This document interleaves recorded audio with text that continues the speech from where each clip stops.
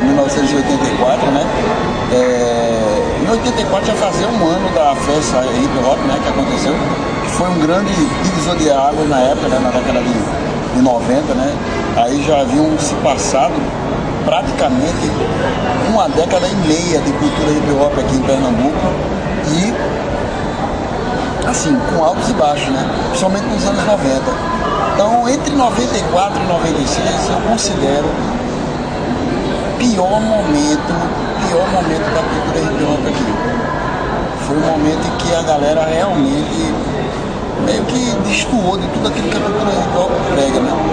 Que começaram a existir as gangues, os clãs, né? As divisões. O rap gangsta estava imperando na época, os b-boys praticamente sumiram, a turma dançava, mas dançava o quê? O Smurf, o freestyle, essas coisas, e era uma mistura meio sem nexo, porque a galera queria dançar tudo ao mesmo tempo e nada tinha sentido. Só que mantinha viva era porque as pessoas tinham a concepção de que havia cultura hip hop, mas não sabiam bem o que fazer com ela.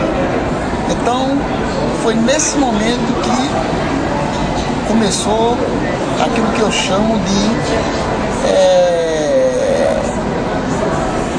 um momento em que a cultura hip hop se tornou instrumento para o que as pessoas hoje chamam de terceiro setor.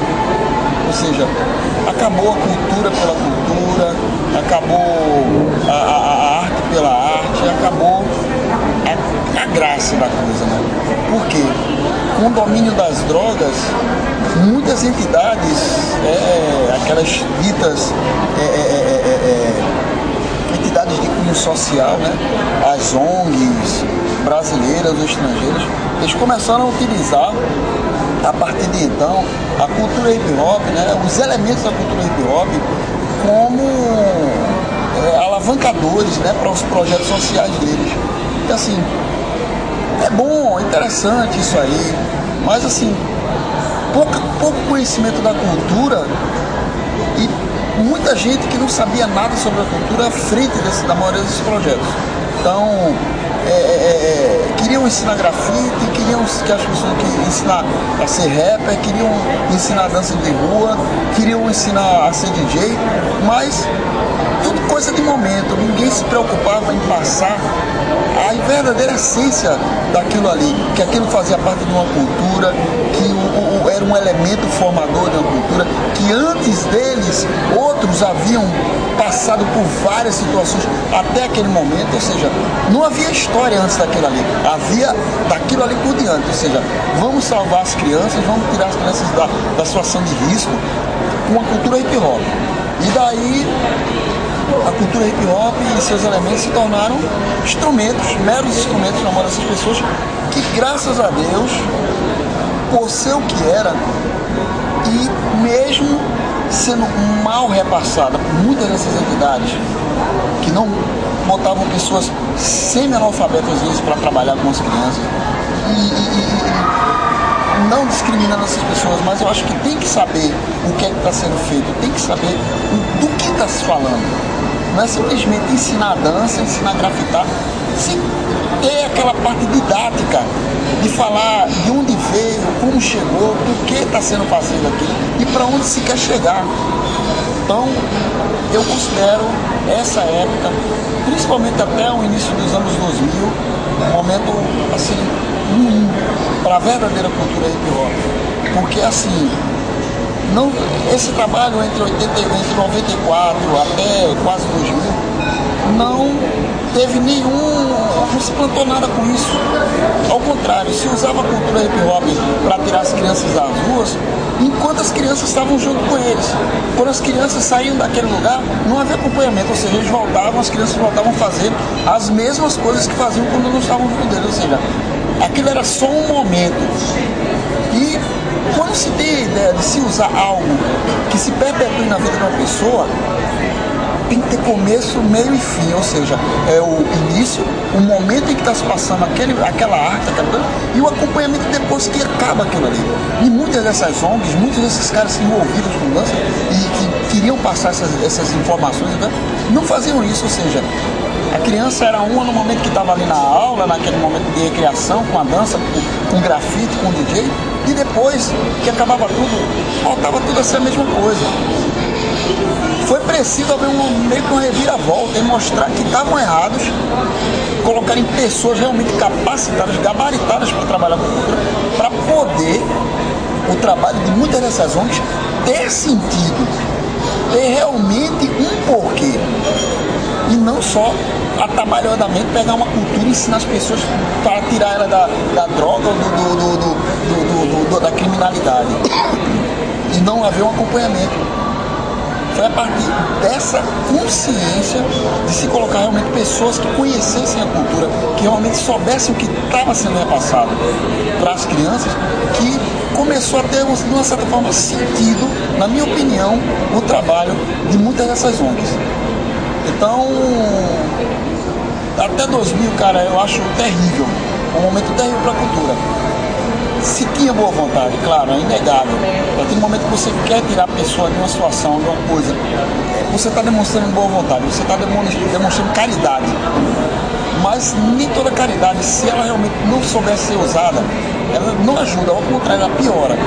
Porque você vai tornar uma pessoa que podia ser, está naquela situação, mas ser uma pessoa simples, você vai dar todas as armas a ela para ela se tornar uma pessoa vingativa, uma pessoa que não sabe para que usar aquilo ali. E se for uma forma de lutar, vai usar aquilo ali para intimidar, para espancar, para bater, para criar o caos. Então foi um momento terrível. Aí veio os anos 2000, com os anos 2000, a Europa, que de uma certa forma não tinha deixado a cultura hip hop morrer, voltou à tona com grandes eventos e novamente o B-Boy, que tinha sido como é que dizer, o ponta de lança, né? O cara o elemento que tinha trazido a cultura, que tinha transformado a vida de muita gente nos anos 80, ele voltou a ser nos anos 2000 a principal figura da cultura hip hop. Então, a partir de 2000, a coisa voltou, ou começou a voltar, o que era nos anos 80. Os campeonatos de b-boys começaram a acontecer novamente,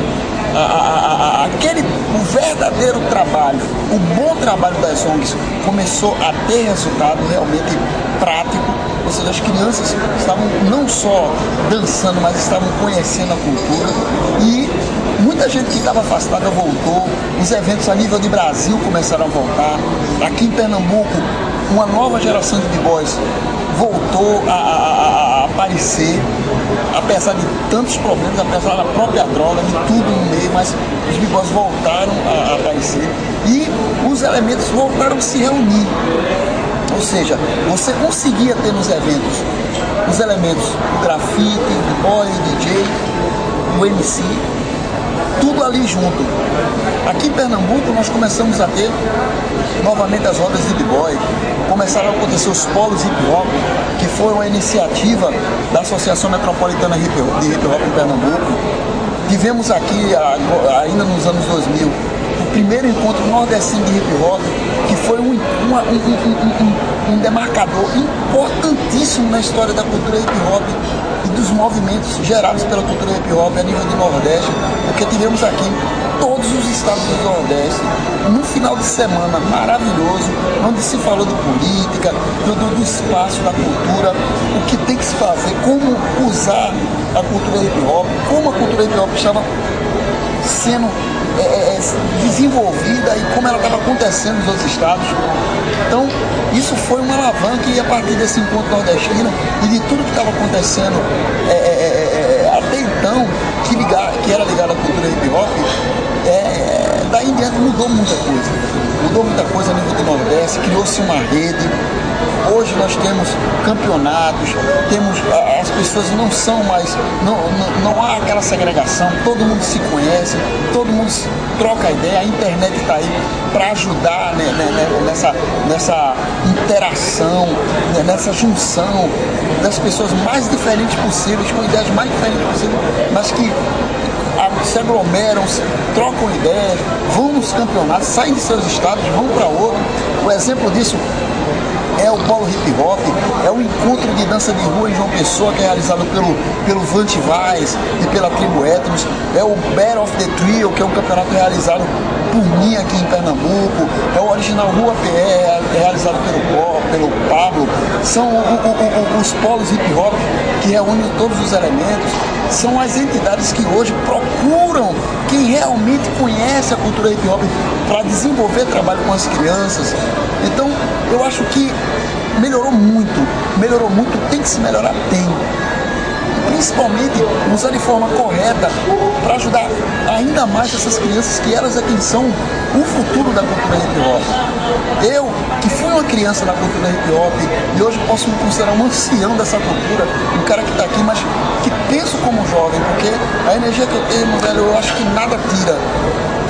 Que me tirem tudo, mas essa energia eu acho que não vai tirar. E tudo que tem que acontecer, vai acontecer. A cultura hip hop está aí como uma cultura transformadora, alavancadora, alencadora. E digam o que quiser, falem o que quiser. São 37 anos. E quem achava que era moda se enganou redondamente. E a prova está aí. 2010, 2011, campeonatos, mostra de grafite, documentários, filmes, livros. Eu acho que jamais se imaginou chegar a esse nível. O mundo olha para o Brasil se apresenta para o mundo. A cultura hip hop está abrindo espaço para a maioria dos jovens. Os jovens estão tendo possibilidade de ir a outros países, conhecer outras culturas através da dança, através do grafite, através da música, através da discotecagem. Há um respeito. Tudo não muda de uma hora para outra, mas eu acho que nesse caminho que a gente está indo, no caminho que a cultura hip hop realmente voltou a ter e a representar, ela é sim e vai continuar sendo esse movimento louco, urbano até os dentes, mas extremamente humano. E é isso aí, pessoal. Sou Spider, Fábio de Moraes Luna, Rock Master Crew, Battle of the Trio, Pernambuco, Recife, Brasil, mundo hip hop.